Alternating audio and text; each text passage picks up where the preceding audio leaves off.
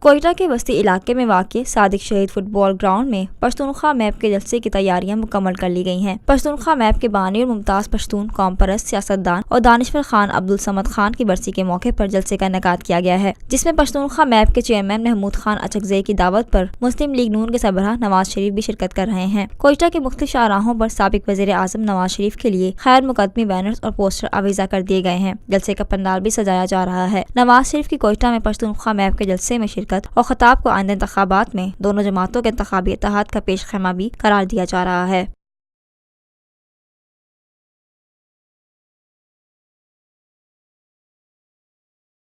Lotus Lake Towers, a groundbreaking endeavor by Lotus Properties.